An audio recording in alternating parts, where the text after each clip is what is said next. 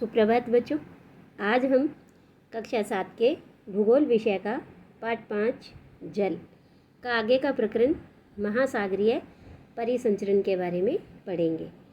तो देखिए बच्चों, इससे पहले हमने पढ़ा था जल के बारे में कि जो पृथ्वी पर जल है वो सूर्य के ताप के कारण भाप बनकर ऊपर चला जाता है और वहाँ जाकर जब जल ठंडा होता है तो वो जल की जो बूंदें हैं, वो जो भाप है वो संघनित होकर और इस तरह से वो बादलों का रूप ले लेती है और यहीं से वर्षा होती है, हिम होती है और सहिम वृष्टि के रूप में ये क्या है वापस धरती पर आता है। इस तरह से हमने इस जल चक्र के बारे में पढ़ा। फिर हमने देखा इस विश्व के प्रमुख समुद्र, झीलें और नदियाँ कौन कौन सी हैं उसके बारे में जाना था। इसके साथ साथ हमने देखा कि पृथ्वी पर जितना भी ये जल है, जो इसका वितरण है वो असमान है और इसमें से जो 97% जल है वो महासागरों में है और ये जल क्या है, खारा होता है। तो इस तरह से हमने जल के बारे में पढ़ा था। तो अब आगे देखिए कि जो विश्व जल दिवस है वो 22 मार्च को मनाया जाता है। यानी जो 22 मार्च है वो विश्व जल दिवस के रूप में मनाया जाता है और इसमें क्या है, जल संरक्षण की विभिन्न विधियों को प्रबलित किया जाता है। और आज हम पढ़ेंगे महासागरीय परिसंचरण के बारे में कि जो समुद्री तट पर नंगे पैर चलने से कुछ जादुई सी अनुभूति होती है। पुलिन पर नम बालू, ठंडी पवन, समुद्री पक्षी, वायु में लवणीय गंध और लहरों का संगीत सब कुछ सम्मोहित करने वाला प्रतीत होता है। यानी जब भी हम समुद्र के किनारे नंगे पैर चलते हैं तो हमें बहुत अच्छा महसूस होता है। पुलिन का मतलब होता है तट, यानी समुद्री किनारा। जो उसकी गिल्ली भूमि होती है उसे कहते हैं पुलिन। तो उस पुलिन के ऊपर जो नम बालू होती है, गिल्ली गिल्ली रेत होती है, वहाँ ठंडी ठंडी हवा चलती है, सब वहाँ के पक्षियों का जो कलरव है वो, और हवा में एक अजीब सी अच्छी सी खुशबू होती है, लहरों का ऊपर नीचे होना, तो वो जो आवाज़ें हैं वो सब कुछ वहाँ का दृश्य है वो हमें सम्मोहित करने वाला होता है। इसके बाद देखो, ताल एवं झील के शांत जल के विपरीत महासागरीय जल हमेशा गतिमान रहता है।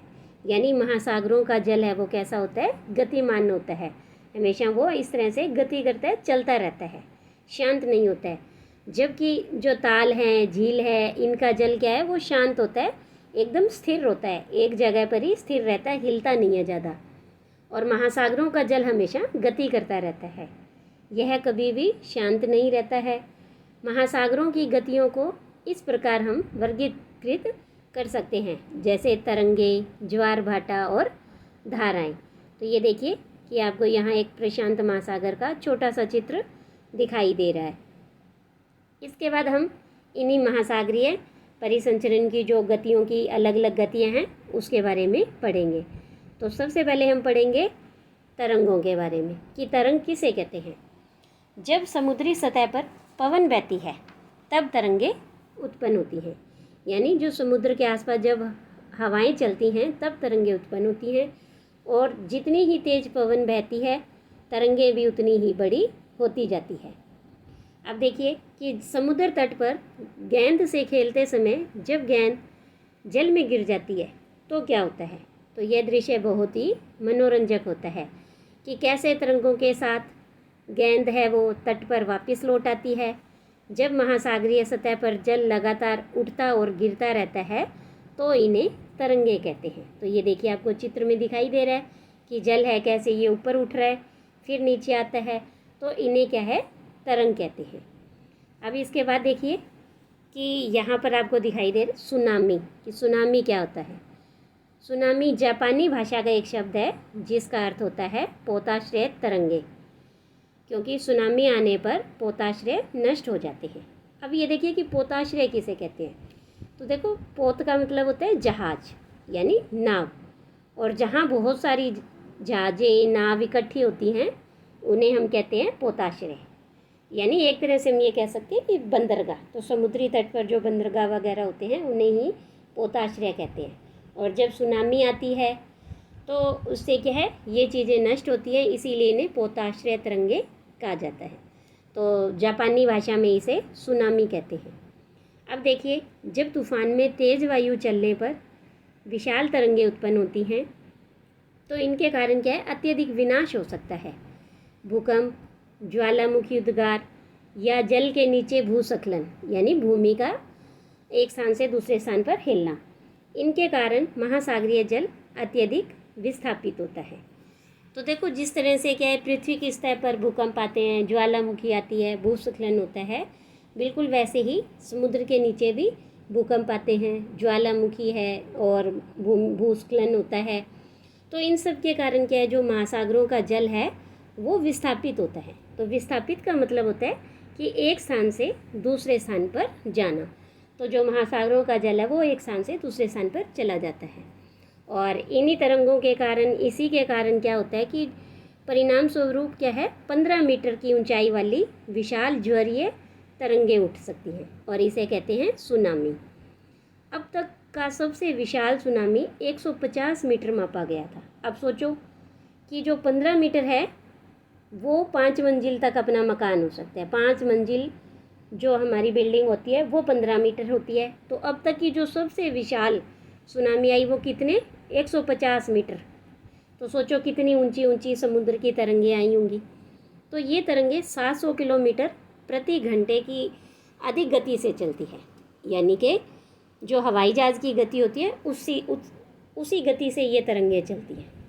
अब देखो, 2004 के सुनामी से भारत के तटीय क्षेत्रों में अत्यधिक विनाश हुआ था।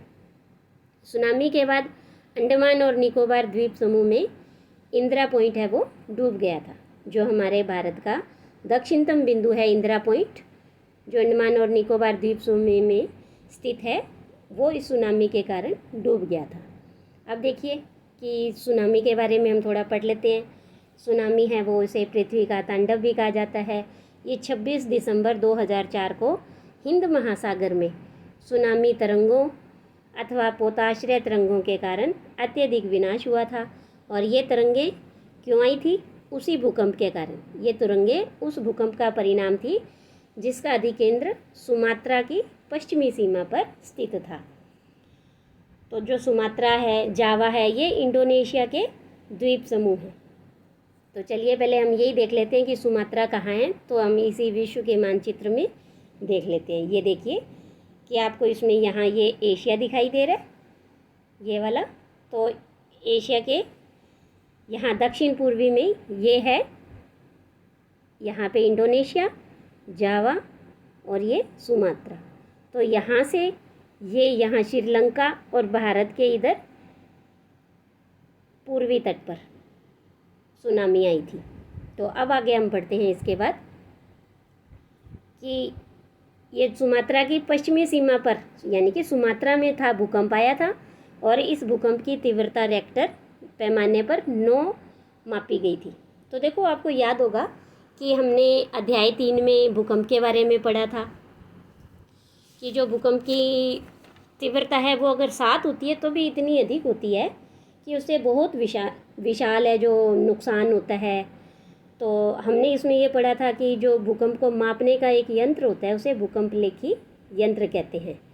और जो भूकंप कितना तीव्र है उसे हम रिक्टर पैमाने पर मापते हैं।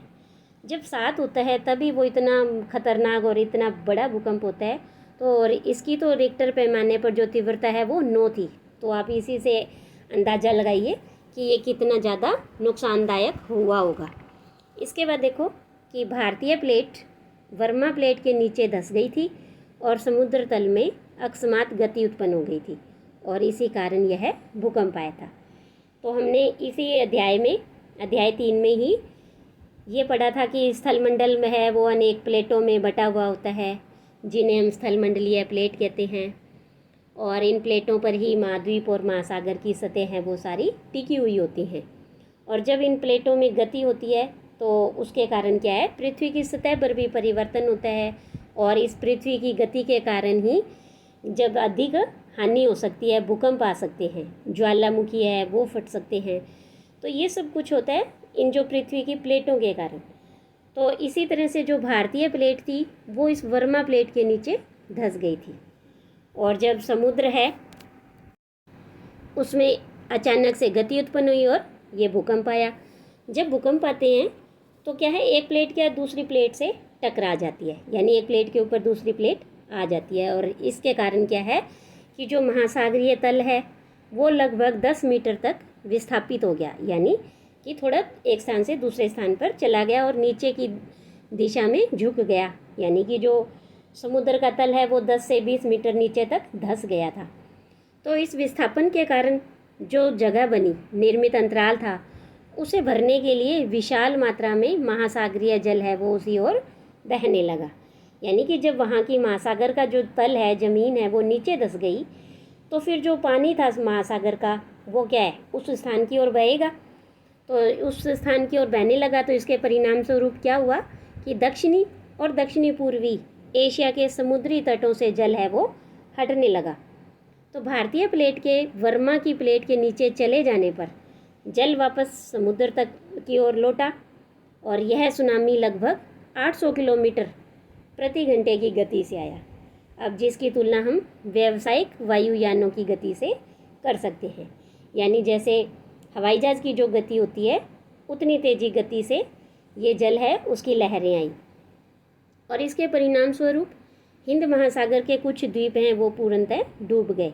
भारतीय सीमा का धुर दक्षिणी बिंदु, यानी जो सबसे दक्षिण में स्थित है इंदिरा पॉइंट, जो कि अंडमान और निकोबार द्वीप समूह में स्थित है, वो भी पूरी तरीके से डूब गया था। जब सुमात्रा में भूकंप के अधिकेंद्र से तरंगे सुमात्रा की तरफ से अंडमान द्वीप समूह और श्रीलंका की ओर बढ़ी तो तरंगों की लंबाई कम हो गई और जल की गहराई भी कम होने से इसके साथ साथ क्या हुआ, इसकी गति भी 700 से 900 किलोमीटर प्रति घंटे से घटकर 70 किलोमीटर प्रति घंटे तक हो गई।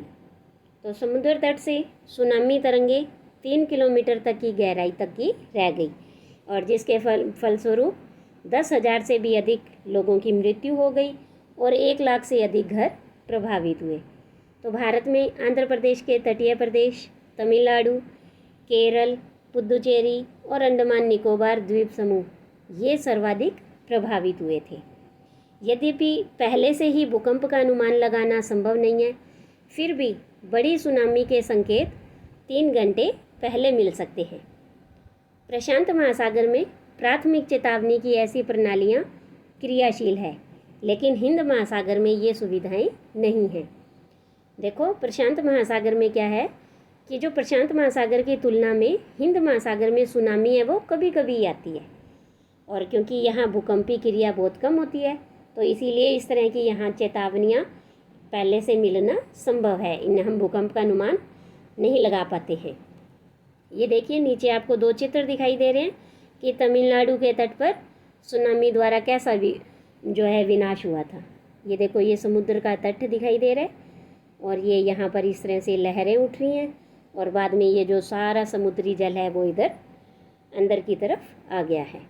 इसके बाद देखो कि दिसंबर 2004 में जिस सुनामी ने दक्षिण और दक्षिण पूर्वी एशिया के तटों पर तबाही मचाई वह पिछले कई सौ वर्षों की सर्वाधिक विनाशकारी सुनामी थी। हिंद महासागर में निरीक्षण, आरंभिक चेतावनी की प्रणालियों और हिंद महासागर के तटीय निवासियों में, यानी जो हिंद महासागर के आसपास तट पर लोग रहते हैं, उनमें जागरूकता की कमी के कारण जीवन एवं संपत्ति की अत्यधिक क्षति हुई। सुनामी आने का प्रथम संकेत यह होता है कि तटीय क्षेत्र से जल में तेजी से कमी आती है और फिर विनाशकारी तरंगें उठने लगती है। जब तट पर ऐसा हुआ था तो लोग ऊंचे स्थानों पर ना जाकर उस अचंभे को देखने के लिए तट पर एकत्रित होने लगे थे। तो देखो उसमें क्या हुआ, जब समुद्री तट पर जो सुनामी आने से पहले क्या हुआ, जो समुद्री तट का जल है वो पहले पीछे की तरफ गया। तब लोगों ने ये अनुमान नहीं लगाया कि इस तरह से तूफान आएगा और भूकंप के कारण जो तरंगे हैं वो ऊपर उठेंगी और सुनामी आ सकती है। तो वो क्या है, इसको अचरज मान करके और उसे देखने चले गए कि देखो समुद्र का जल पीछे जा रहा है ना। और जब अचानक से तरंगे आई तो जो लोग यहाँ देखने के लिए खड़े थे वो सब उसमें डूब गए थे। तो इसके फलस्वरूप जब सुनामी की विशाल तरंग आई तो बड़ी संख्या में उत्सुक जो खड़े दर्शक थे उनकी वहाँ मृत्यु हो गई थी। इसके बाद देखिए आगे, अब हम पढ़ेंगे ज्वार भाटा के बारे में कि दिन में 2 बार नियम से महासागरीय जल का उठना और गिरना, ये ज्वार भाटा कहलाता है। जब सर्वाधिक ऊंचाई तक उठकर जल तट के बड़े हिस्से को डुबो देता है तो उसे ज्वार कहते हैं, और जब जल अपने निम्नतम स्तर तक आ जाता है और तट से पीछे चला जाता है तो उसे भाटा कहते हैं। तो देखिए कि ये ज्वार और भाटा के आने के क्या कारण हैं, ये क्यों बनते हैं, तो इसे हम यहाँ समझते हैं। सूर्य एवं चंद्रमा के शक्तिशाली गुरुत्वाकर्षण बल के कारण पृथ्वी की सतह पर ज्वार भाटे आते हैं। यानी किसके कारण आते हैं ये ज्वार और भाटा? सूर्य का जो गुरुत्वाकर्षण बल है उसके कारण, और जो चंद्रमा का गुरुत्वाकर्षण बल है उसके कारण ये ज्वार भाटा आते हैं। जब पृथ्वी का जल चंद्रमा के सबसे निकट होता है उस समय चंद्रमा के गुरुत्वाकर्षण बल से जल अभिकर्षित होता है। देखो, मानो ये है पृथ्वी और ये है यहाँ पर चंद्रमा। तो जो पृथ्वी का जल है वो चंद्रमा के गुरुत्वाकर्षण बल के कारण थोड़ा ऊपर उठता है, तो इसके कारण है ये जो ज्वार भाटा आते हैं। पूर्णिमा और अमावस्या के दिनों में सूर्य, चंद्रमा और पृथ्वी तीनों एक सीध में होते हैं। अब देखिए, पूर्णिमा किसे कहते हैं? जब हमें पूरा चांद दिखाई देता है उसे हम पूर्णिमा कहते हैं, और अमावस्या क्या होता है? जब हमें चांद बिल्कुल भी दिखाई नहीं देता तो उसे हम अमावस्या कहते हैं। तो पूर्णिमा और अमावस्या के दिन सूर्य, चंद्रमा और पृथ्वी तीनों एक सीध में होते हैं। जैसे कि यहाँ आपको इस चित्र में ये दिखाई भी दे रहा है कि तीनों एक लाइन में हैं। और इस समय क्या होता है? सबसे ऊंचे ज्वार उठते हैं और इसी ज्वार को वृहत ज्वार कहते हैं।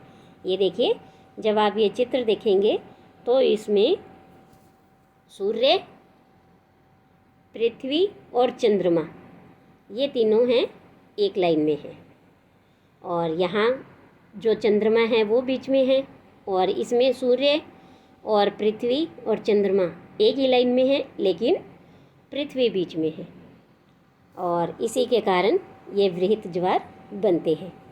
अब है, लेकिन जब चांद अपने प्रथम और अंतिम चतुर्थांश में होता है तो चांद और सूर्य का जो गुरुत्वाकर्षण बल है वो विपरीत दिशाओं से महासागरीय जल पर पड़ता है, और परिणाम स्वरूप निम्न ज्वार भाटा आता है, और ऐसे ही ज्वार को लघु ज्वार भाटा कहते हैं। ये देखिए कि जैसे ये पृथ्वी है और ये यहाँ पर चंद्रमा है, यानी हम ऐसे कह सकते हैं कि जब ये 90 डिग्री का कोण बनाते हैं ऐसे, इस तरह से, तब क्या है? निम्न ज्वार भाटा आते हैं या लघु ज्वार भाटा जिसे कहते हैं। तो जो उच्च ज्वार है वो नौ संचालन में सहायक होता है, यानी नौका चलाने में। तो ये क्या करते हैं? ये जल स्तर को तट की ऊंचाई तक पहुंचाते हैं, और ये जहाज को बंदरगाह तक पहुंचाने में भी सहायक होते हैं। जो उच्च ज्वार है वो मछली पकड़ने में भी सहायता करते हैं। उच्च ज्वार के दौरान अनेक मछलियां हैं वो तट के निकट आ जाती हैं, और इसके फलस्वरूप मछुआरे बिना कठिनाई के मछलियां पकड़ पाते हैं। कुछ स्थानों पर ज्वार भाटा आने से, जो ज्वार भाटे से होने वाले जल के उतार चढ़ाव का उपयोग है विद्युत उत्पन्न करने के लिए भी किया जाता है। इसके बाद देखिए, हम पढ़ेंगे महासागरीय धाराएं, कि महासागरीय धाराएं निश्चित दिशा में महासागरीय सतह पर नियमित रूप से बहने वाली जल की धाराएं होती हैं। तो ये जो धाराएं हैं वो गर्म या ठंडी हो सकती हैं। सामान्यतः गर्म महासागरीय धाराएं भूमध्य रेखा के निकट उत्पन्न होती हैं और ये ध्रुवों की ओर प्रवाहित होती है। जैसे देखिए, ये है 0 डिग्री भूमध्य रेखा, है ना, तो यहाँ पर गर्म धाराएं होती है। तो इसे देखिए हम आसानी से याद भी कर सकते हैं। हमें पता है कि जो भूमध्य रेखा है, यहाँ पर जो सूर्य की किरणें हैं वो पूरे वर्ष सीधी पड़ती हैं, जिसके कारण यहाँ का तापमान है वो अधिक गर्म रहता है, और इसीलिए यहाँ पर जो महासागरीय धाराएं हैं वो भी गर्म होती हैं, और ये यहाँ से भूमध्य रेखा से ध्रुवों की ओर, यानी यहाँ पर और यहाँ पर ध्रुवों की ओर ये प्रवाहित होती हैं। इसके बाद है ठंडी धाराएं। ये ध्रुवों और उच्च अक्षांशों से उष्णकटिबंधीय निम्न अक्षांशों की ओर प्रवाहित होती हैं। अब देखिए, जैसे ये 0 डिग्री है और जैसे जैसे हम यहाँ जाएंगे तो उच्च अक्षांश की तरफ जाते हैं, वैसे ही ऐसे नीचे की तरफ भी उच्च अक्षांश पर हम जाते हैं, 0 से 1 2 करते 90 डिग्री तक। तो जैसे जैसे ये उच्च अक्षांशों से क्या है, निम्न अक्षांशों की ओर बहती है। तो और जो गर्म धाराएं हैं वो भूमध्य रेखा से उच्च अक्षांशों की तरफ बहती हैं, यानी एक दूसरे के विपरीत होती हैं ये। तो लैब्राडोर महासागरीय धाराएं हैं वो शीत जल धारा होती है, जबकि गल्फ स्ट्रीम गर्म धारा है वो गर्म जल धारा होती है। तो आपको ये ध्यान रखना है कि लैब्राडोर है वो शीत जल धारा है और गल्फ स्ट्रीम है वो गर्म जल धारा है। महासागरीय धाराएं किसी क्षेत्र के तापमान को प्रभावित करती हैं। गर्म धाराओं से स्थलीय सतह का तापमान गर्म हो जाता है। जिस स्थान पर गर्म और शीत जल धाराएं मिलती हैं, यानी दोनों धाराएं जहां आपस में मिलती हैं, वह स्थान विश्व में सर्वोत्तम मत्स्यन क्षेत्र माना जाता है। ऐसे ही जापान के आसपास और उत्तरी अमेरिका के पूर्वी तट हैं वो इसके उदाहरण हैं, जहां पर खूब मत्स्य यानी मछलियां पाई जाती हैं। तो ये देखिए, आपको यहाँ दिखाई देगा कि जैसे ये 0 डिग्री है भूमध्य रेखा, और इसमें क्या है, जो नीले रंग से आपको ये दिखाई दे रही हैं ये ठंडी जल धाराएँ हैं, और जो लाल रंग से दिखाई दे रही हैं ये गर्म जल धारा है। तो गर्म जो जल धारा है वो भूमध्य रेखा से ऊपर की ओर जा रही हैं। ये देखिए, इस तरह से आप देखोगे तो ये भूमध्य रेखा से ऊपर की ओर जाती हैं, और जो ठंडी धाराएं हैं वो उच्च अक्षांशों से निम्न अक्षांशों की ओर बहती हैं। तो इस तरह से ये जो ठंडी है ये निम्न अक्षांशों से यहाँ बह रही है। इसके बाद है कि जहाँ गर्म और ठंडी जल धाराएं मिलती हैं वहाँ कोहरे वाला मौसम बनता है, और इसके फलस्वरूप नौ संचालन में बाधा भी उत्पन्न होती है। जब कोहरा होता है तो फिर नौकाओं को, नाव को चलाना है वो मुश्किल हो जाता है। तो इस तरह से हमने इस अध्याय में देखा कि जो जल है वो जीवन के लिए बहुत ही आवश्यक होता है। प्यासे होने पर केवल जल ही हमारी प्यास बुझा सकता है, और जो मनुष्य है वो लापरवाही से इस जल का उपयोग करके इस बहुमूल्य संसाधन को है बिल्कुल ही बर्बाद कर रहे हैं। तो हमें ऐसा नहीं करना है, हमें इस जल को सीमित मात्रा में है और इसका संरक्षण करना है। यदि जल है तो कल है। धन्यवाद। आज के लिए इतना ही।